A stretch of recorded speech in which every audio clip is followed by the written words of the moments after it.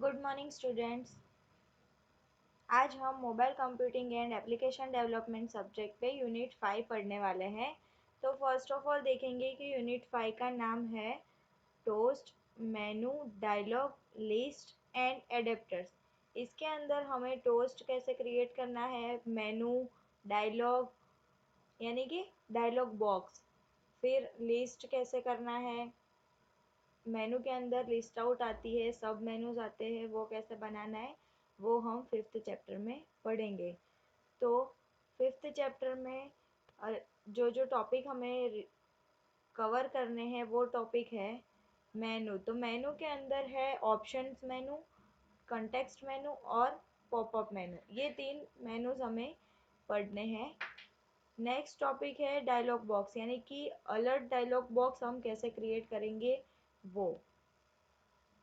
फिर है list and adapters. List और एडेप्टर्स कैसे क्रिएट करना है टोस्ट के थ्रू, वो हम फिफ्थ चैप्टर में पढ़ेंगे।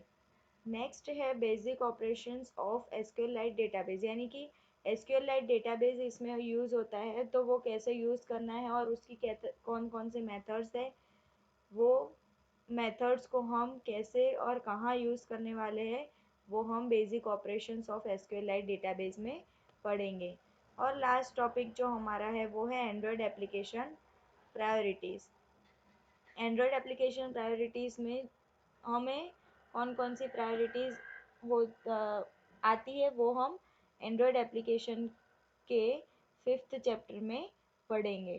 तो फर्स्ट है मेनू। तो मेनू में है option menu, context and popup menu. तो मेनू क्या होता है, in Android there are three types of menus available to define a set of options and actions in our Android application. यानी कि एंड्रॉयड एप्लीकेशन बनाने के लिए उसके अंदर हमें तीन टाइप के मेनू प्रोवाइड किए गए हैं। वो तीन टाइप के मेनू हम क्रिएट करके उसका यूज़ कर सकते हैं। तो फर्स्ट मेनू है ऑप्शन मेनू, और सेकंड है कंटेक्स्ट मेनू, और थर्ड है पॉपअप मेनू। तो वो सब हम आगे देखेंगे कि कैसे क्रिएट करना है। The menus in Android applications are the following. First है Android options menu, second Android context menu and last is Android popup menu. तो what is the Android options menu. तो ऑप्शंस में हम लोग देखते हैं कि कोई कोई अलग अलग टाइप के प्राइमरी लेवल पे कलेक्शन होके एक मेनू क्रिएट होता है। लाइक हमें एक मेनू है कि होम वाला मेनू हमने बनाया, तो होम के अंदर हम क्या क्या डाल सकते हैं, कौन कौन से सब मेनू रख सकते हैं उसके अंदर, वो हम ऑप्शंस मेनू में लिखेंगे। और ऑप्शंस मेनू एक ऐसा होता है कि primary collection of menu items.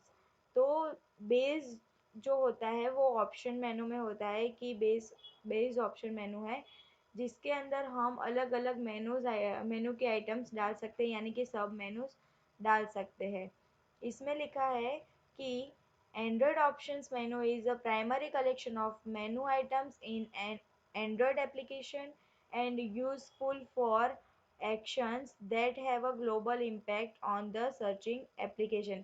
यानी कि जो जो मेनूज हमने होम मेनू के अंदर सब मेनूज डाले हैं, उसको सर्च करने के लिए भी हम ऑप्शन मेनू का यूज़ कर सकते हैं।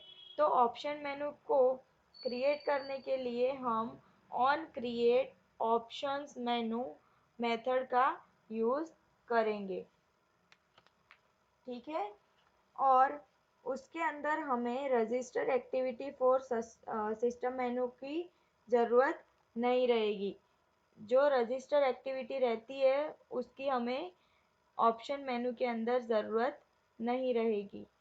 When the menu is selected, the on options item selected method will call by item।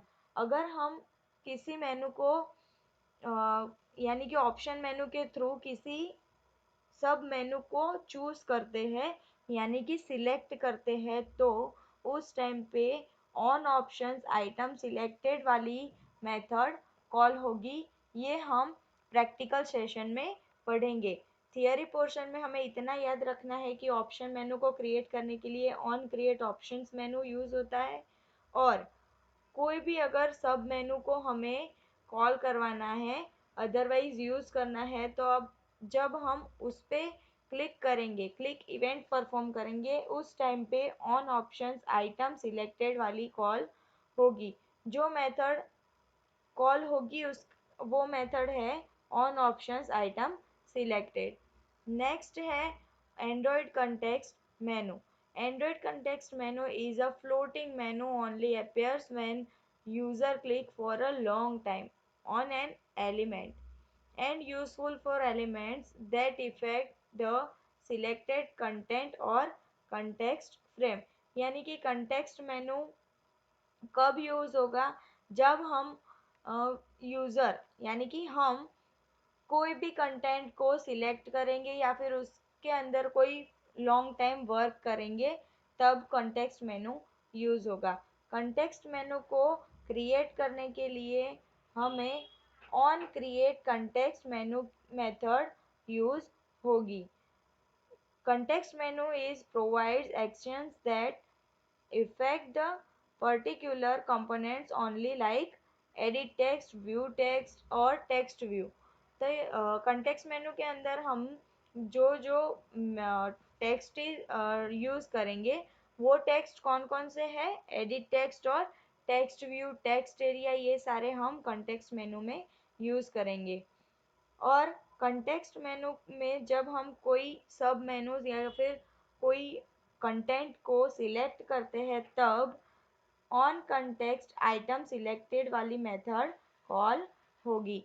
यानी कि ऑप्शंस मेनू के अंदर ऑन ऑप्शन आइटम सिलेक्टेड और कंटेक्स्ट मेनू में ऑन कंटेक्स्ट आइटम सिलेक्टेड, इसमें सिर्फ ऑप्शंस और कंटेक्स्ट वाला वर्ड चेंज है। तो आपको जब कोडिंग टाइम पे आप परफॉर्मेंस करोगे, तब आपको ये याद रखना है कि अगर आपको ऑप्शन मेनू से कोई आइटम सिलेक्ट करवानी है, तो आपको ऑन ऑप्शन आइटम सिलेक्ट वाली मेथड यूज़ करनी है, और कंटेक्स्ट मेनू के थ्रू आपको कोई कंटेंट या फिर कंटेक्स्ट कोई सिलेक्ट करवाना होता है, तब आपको ऑन कंटेक्स्ट आइटम सिलेक्ट वाली मेथड कॉल करनी पड़ेगी। नेक्स्ट है popup menu. Android popup menu displays a list of items in a vertical list which presents to the view that invoke the menu and useful to provide an overflow of actions that related to specific content।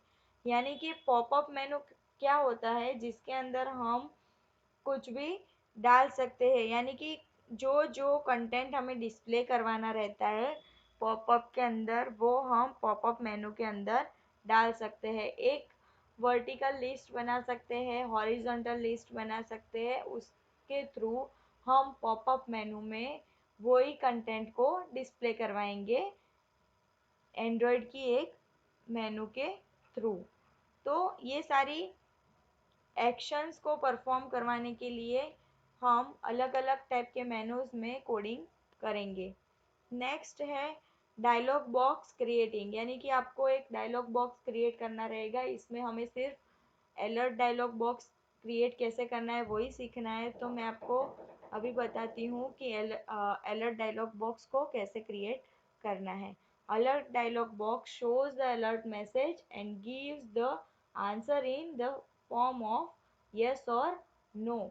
यानी कि आपको सबने alert dialog box देखा ही है, लेकिन आपको शायद से ही पता होगा कि इस बॉक्स को अलर्ट डायलॉग बॉक्स बोलते हैं। तो अलर्ट डायलॉग बॉक्स जब ओपन होता है, तो उसके अंदर हमें यस और नो में ही सिर्फ आंसर देना रहता है। तब एक वार्निंग आती है कि अगर आपको ये एप्लीकेशन यूज़ करनी है, यस, तो वो कंटिन्यू रहेगी, अदरवाइज उसको क्लोज करनी है, तो उसमें आएगा do you want to close this application. वो जो बॉक्स ओपन होता है उसको हम अलर्ट डायलॉग बॉक्स बोलते हैं। उसमें हमें सिर्फ यस और नो ही आंसर करना रहता है। तो वो कैसे क्रिएट करना है वो भी हम आगे सीखेंगे। Alert dialog displays the message to warn you, and then according to your response the next step is processed। यानी कि मैंने जैसे बताया कि अगर आप कोई बैंक की एप्लीकेशन लेते हो, तो आप बैंक की एप्लीकेशन ओपन करोगे या फिर अनदर कोई भी एप्लीकेशन यूज़ करते हो, तो वो एप्लीकेशन को आप ओपन करोगे। और अगर गलती से आपका बैक बटन क्लिक हो गया, तो उसके अंदर आपको एक वार्निंग का बॉक्स दिखेगा, उसको बोलते हैं अलर्ट डायलॉग बॉक्स। उसके अंदर पूछेंगे आपको कि do you want to close this app, तो आप कंटिन्यू करना चाहते हो तो नो पे क्लिक कर सकते हो, अदरवाइज आप यस पे क्लिक करके उस एप्लीकेशन को क्लोज कर सकते हो। यानी कि आपको एक वार्निंग मिली पहले कि आप ये करना चाहते हो कि नहीं चाहते हो। आपने जैसे ही रिस्पॉन्स दिया उसको, वैसे ही वो अपना रिस्पॉन्स लेके आगे की प्रोसेस करेगा, यानी कि नेक्स्ट स्टेप इज प्रोसेस्ड। ठीक है। Android alert dialog is built with the use of three fields. Alert dialog box के अंदर थ्री फील्ड्स होती है, वो कौन कौन सी होती है? फर्स्ट है टाइटल, सेकंड है मैसेज एरिया, थर्ड है एक्शन बटन। यानी कि फर्स्ट जो एप्लीकेशन का होता है नाम वो होगा, उसके अंदर आपको मैसेज आएगा कि do you want to close this app, and दो बटन्स प्रोवाइड करेंगे, वो हमें क्रिएट करना है। Alert dialog code has three methods. Alert dialog box को हम थ्री मेथड्स के थ्रू क्रिएट कर सकते हैं, यानी कि कोड कर सकते हैं। तो set title method for displaying the alert dialog box title. Alert dialog box किसके लिए यूज होता है, यानी कि किसके लिए अभी आपके मोबाइल में ओपन हुआ है, उसका एक टाइटल आपको सेट टाइटल मेथड से देना होगा। फिर नेक्स्ट है सेट मैसेज, यानी कि मैंने जैसे मैसेज बताया था do you want to close the app, तो वो मैसेज मैं सेट मेथड से सेट करवाऊंगी एप्लीकेशन के अंदर। नेक्स्ट है सेट आइकन। इसके अंदर आइकन्स रखेंगे कि वो कौन सी एप्लीकेशन है जिसको हम यूज़ करना चाहते हैं, अदरवाइज क्लोज करना चाहते हैं, अदरवाइज नेक्स्ट के लिए प्रोसेस करना चाहते हैं। तो ये तीनों से हम पहले टाइटल रखेंगे उसके अंदर, फिर नेक्स्ट में मैसेज दिखाएंगे और उसकी एक्शंस परफॉर्म करवाने के लिए उसके आइकन्स रखेंगे। तो मैं आपको एक डायग्राम दिखाती हूँ जिसके अंदर आपको समझ में आएगा। मैंने यहाँ पे जैसे एक अलर्ट डायलॉग बॉक्स है, सपोज ये मान लो कि अलर्ट डायलॉग बॉक्स है, तो इसके अंदर पहले यहाँ पे मैंने टाइटल रखा है, यहाँ पे दिखाया है एरो के थ्रू, ये है टाइटल अलर्ट। नेक्स्ट है मैसेज, यहाँ पे मैसेज एरिया लिखा है क्योंकि ये मैसेज लिखा है do you want to exit, और यहाँ पे एक्शन बटन्स यानी कि आइकन्स रखे हैं। तो ये एक अलर्ट डायलॉग बॉक्स क्रिएट हो गया है। सिंपल सा आपको क्रिएट करना है अभी, तो आप जब कोडिंग पार्ट आएगा आपका प्रैक्टिकल सेशन, तब आपको ये प्रैक्टिकल परफॉर्म करना है। नेक्स्ट है steps for creating alert dialog Android application, यानी कि अलग अलर्ट डायलॉग बॉक्स क्रिएट करने के लिए आपको कौन कौन से स्टेप्स फॉलो करने होंगे वो आपको मैं ओरली बताऊंगी। अभी प्रैक्टिकल सेशन में हम लोग पूरा इसका डिस्क्रिप्शन के साथ पढ़ेंगे। तो यहाँ पे फर्स्ट स्टेप है create a new project. After that you have a Java and XML file, यानी कि आप जब भी न्यू प्रोजेक्ट क्रिएट करते हो तब आपको एक जावा फाइल मिलती है और एक एक्सएमएल फाइल मिलती है, main activity dot Java file and strings dot xml file, otherwise main main dot xml file, ये दो फाइल मिलती है।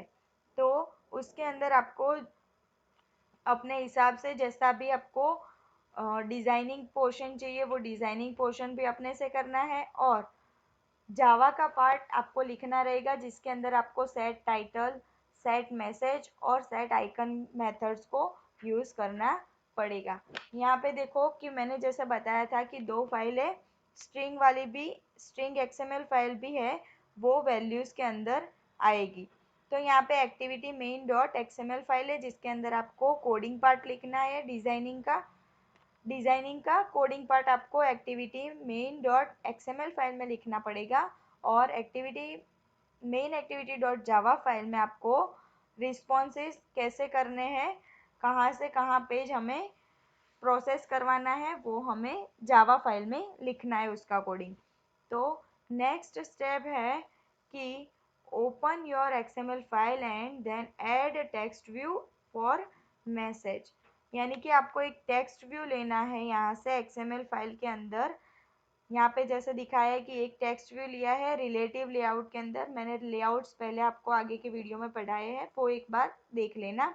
रिलेटिव लेआउट के अंदर आपको एक टेक्स्ट व्यू लिया है, उसके अंदर लेआउट की विड्थ हाइट सब कुछ सेट किया हुआ है, और उसके अंदर आपको जो भी मैसेज यहाँ पे स्क्रीन पे जो भी मैसेज दिखाया है वो मैसेज आपको कहाँ पे लिखना है। यहाँ पे लिखा है एंड्रॉयड टेक्स्ट, यानी कि टेक्स्ट व्यू में आपको कौन सा मैसेज शो करवाना है, डिस्प्ले करवाना है, वो आप टेक्स्ट में लिख सकते हो, और वहाँ पे लिखोगे तो यहाँ पे आपको दिखेगा। तो ऐसे स्टेप 2 करना है। थर्ड स्टेप है, now open up the activity Java file after on create method declaration. The on back pressed method is called when you click the back button of your device. यानी कि आपको back button के लिए भी जो coding करना पड़ेगा वो भी आपको activity main activity dot Java class में ही लिखना है। नेक्स्ट है create the object of builder class using alert dialog dot builder. यानी कि आपको एक बिल्डर क्लास क्रिएट करना पड़ेगा, बाय डिफ़ॉल्ट होता ही है इन बिल्ड, तो उसको आपको सिर्फ इंपोर्ट करवा के यूज़ करना है। नेक्स्ट है in a builder object set the positive button now gives the button name and at the on click listener method of dialog interface. आपको on click listener method use करके जो भी आगे की प्रोसेस है नेक्स्ट स्टेप है वो perform करवाना है। सेम एज आपको क्लोज बटन वाला होगा, यानी कि नेगेटिव बटन और पॉजिटिव बटन। नेगेटिव बटन से आपको बैक में जाएगा, अदरवाइज वो एप्लीकेशन क्लोज हो जाएगी, और पॉजिटिव बटन के अंदर आपको वो कोडिंग करना है कि नेक्स्ट स्टेप क्या परफॉर्म होगा। Now if positive button press finish the app, go to outside from the app, if negative finish the dialog box। यानी कि जैसे ही आप दोनों ही बटन पे क्लिक करोगे, अलग अलग बटन पे क्लिक करके आप देखोगे कि कौन सी प्रोसेस हो रही है। तो आपको पॉजिटिव बटन और नेगेटिव बटन में दोनों में अलग अलग कोडिंग करना है। Now run it and then press the back button, after that click yes और नो बटन। यानी कि आपको जैसे ही आपकी अलर्ट डायलॉग बॉक्स क्रिएट हो जाता है और वो एप्लीकेशन परफेक्टली रन होती है, तो वो आपको रन करनी है। क्रिएट होने के बाद पूरा कोडिंग हो जाने के बाद आपको रन करके एम्यूलेटर में देखनी है कि वो सही से वर्क कर रही है कि नहीं कर रही है। ठीक है। नेक्स्ट है टोस्ट लिस्ट एंड एडेप्टर्स। तो टोस्ट के अंदर हम मैसेज को डिस्प्ले करवाएंगे और लिस्ट को डिस्प्ले करवाएंगे। Android toast can be use to display information for the short period of time. यानी कि टोस्ट क्या है कि मैंने जैसे बताया कि आपको कोई भी कंटेंट शो करवाना है, मैसेज शो करवाना है, तो आप टोस्ट का यूज कर सकते हो। नेक्स्ट है हमारा a toast contains message to be displayed quickly and disappears after some time. यानी कि आपको कई कई एप्लीकेशंस में कोई मैसेज आपको तुरंत आके चला जाता है, यानी कि दिखता है फिर तुरंत ही क्लोज हो जाता है, क्योंकि उसके अंदर हम वो मैसेज हमने टोस्ट के अंदर सेट किया होता है इसीलिए। अगर आपकी कोई प्राइवेसी टाइप होगा तो वो मैसेज भी आपको एकदम फटाक से दिखेगा और तुरंत ही वो डिसअपियर हो जाएगा, यानी कि एक बार डिस्प्ले होने के बाद तुरंत ही वो डिसअपियर हो जाएगा। The Android dot widget dot toast class is the sub class of Java dot lang dot object class. आपने जावा में पढ़ा होगा कि ये जावा का लाइब्रेरी क्लास है, लाइब्रेरी फाइल है। तो ये इसके अंदर सारे टोस्ट के कोडिंग होंगे जो हमें यूज़ करने हैं एंड्रॉयड एप्लीकेशन के लिए। Android dot widget dot toast is a base class, ठीक है, for toast class. And object class is a main base class, उसके अंदर हमें टोस्ट क्लास मिलेगा। नेक्स्ट है you can also create custom toast as well, for example toast displaying image, यानी कि आपको एक कस्टम इमेज भी रख सकते हो उसके अंदर, या फिर कोई मैसेज या फिर कोई कंटेंट आप शो करवा सकते हो। You can visit next page to see the code for custom toast. आप नेक्स्ट पेज के लिए भी टोस्ट करवा सकते हो और एक मैसेज कोडिंग के थ्रू करवा सकते हो और डिस्प्ले करवा सकते हो। Toast class is used to show notification for a particular interval of time. After some time it disappears. यानी कि आपके जो भी टोस्ट क्लास है उसके अंदर आपको जो जो मैसेजेस दिखाने हैं, कंटेंट्स दिखाने हैं, वो सारे कंटेंट्स एक पर्टिकुलर इंटरवल टाइम पे ही आते हैं और वो डिसअपियर हो जाते हैं। तो उसके लिए हम अलग अलग से टोस्ट क्लास, टोस्ट के कंस्ट्रेंट्स और टोस्ट की मेथड्स को नेक्स्ट में पढ़ेंगे। It does not block the user interaction, यानी कि वो यूज़र इंटरेक्शन को कहीं पे इंटरफियर नहीं करता है। कंस्टेंट्स ऑफ टोस्ट क्लास, तो यहाँ पे दो कंस्टेंट्स है, वो कौन से है कि public static final integer length long, यानी कि आपके टोस्ट की लेंथ कितनी रखनी है वो आप यहाँ पे दिखा सकते हो इस कंस्टेंट के थ्रू। ये कांस्टेंट यहाँ पे यूज़ होगा कि लॉन्ग ड्यूरेशन ऑफ टाइम के लिए आपको दिखाना है कुछ, तो आप ये वाला कांस्टेंट यूज़ कर सकते हो और आपका मैसेज को शो करवा सकते हो। और यहाँ पे लेंथ शॉर्ट वाला एक कांस्टेंट है, वो कांस्टेंट आप शॉर्ट टाइम के लिए, यानी कि शॉर्ट टाइम के लिए तुरंत ही दिखा के वो क्लोज करना है हमें, तो वो टोस्ट को हम शॉर्ट टाइम में लेंथ शॉर्ट करके दिखा सकते हैं। मेथड्स ऑफ टोस्ट क्लास की अलग अलग मेथड्स है, तो कौन कौन सी मेथड्स है? Public static toast, make text, यानी कि टेक्स्ट को हमें लिखने के लिए हम मेक टेक्स्ट मेथड का यूज़ करेंगे, उसके अंदर हम सारे पैरामीटर्स डालेंगे। और वो कैसे वर्क करता है कि makes the toast containing text and duration, यानी कि आपका टेक्स्ट कितना है और कितने टाइम तक आपको शो करवाना है वो आप इस मेथड के पैरामीटर्स में लिख सकते हो। यहाँ पे public void show display toast, यानी कि डिस्प्ले करवाने के लिए कुछ मैसेज और कंटेंट डिस्प्ले करवाने के लिए आप पब्लिक वॉइड शो मेथड का यूज़ कर सकते हो। नेक्स्ट है सेट मार्जिन, यानी कि आप मार्जिन और पैडिंग सेट करवा सकते हो टोस्ट क्लास में। ये अलग अलग मेथड्स है। ये मार्जिन और पैडिंग वाला आपको डिज़ाइनिंग पोर्शन में पढ़ने में आएगा। बेसिक ऑपरेशंस ऑफ एसक्यूएलाइट डेटाबेस, यानी कि एसक्यूएलाइट डेटाबेस हम एंड्रॉयड में यूज़ करेंगे तो इसके अंदर कौन कौन से बेसिक ऑपरेशंस परफॉर्म होंगे वो हम देखते हैं। पहले देखते हैं कि what is the SQLite database.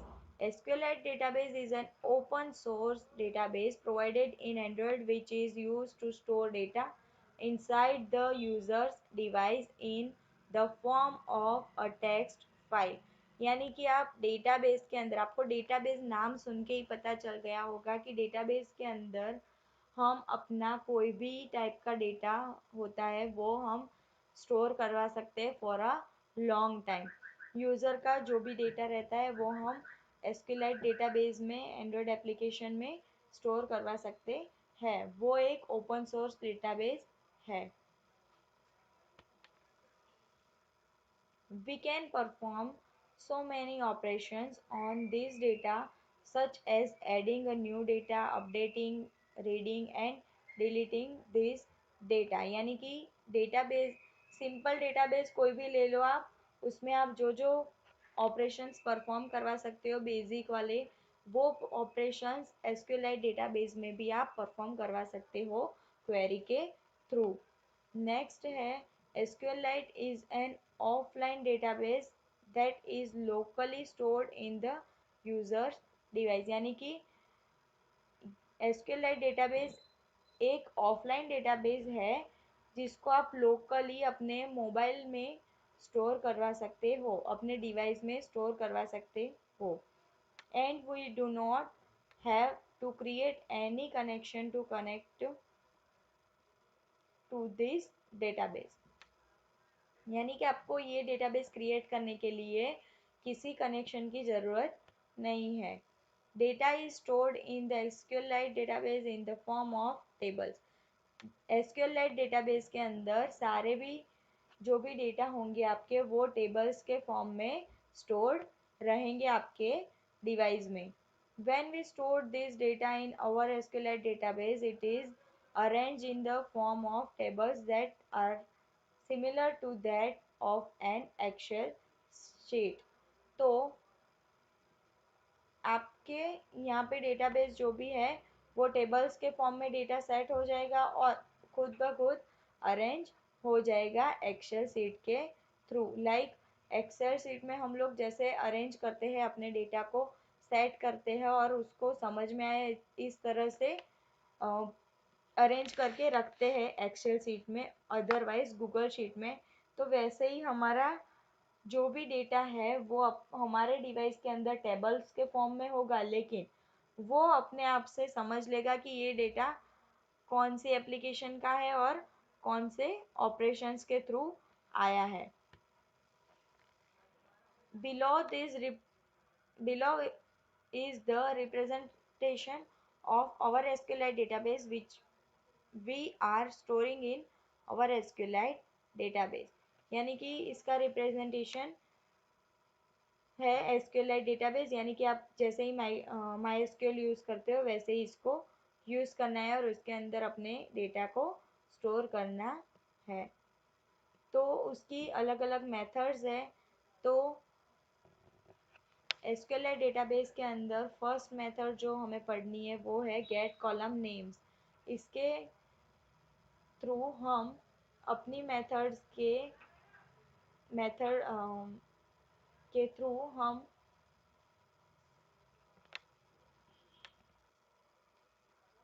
Gate column names, इस मेथड को हम इसके लिए यूज़ करते हैं क्योंकि हम एरे की कॉल, हमारा जो भी डेटा है वो एरे के फॉर्म में टेबल में स्टोर हो जाएगा। तो उसके कॉलम का नाम लेने के लिए हम, यानी कि उसके कॉलम का नाम क्या है वो जानने के लिए हम गेट कॉलम नेम्स का यूज़ करते हैं।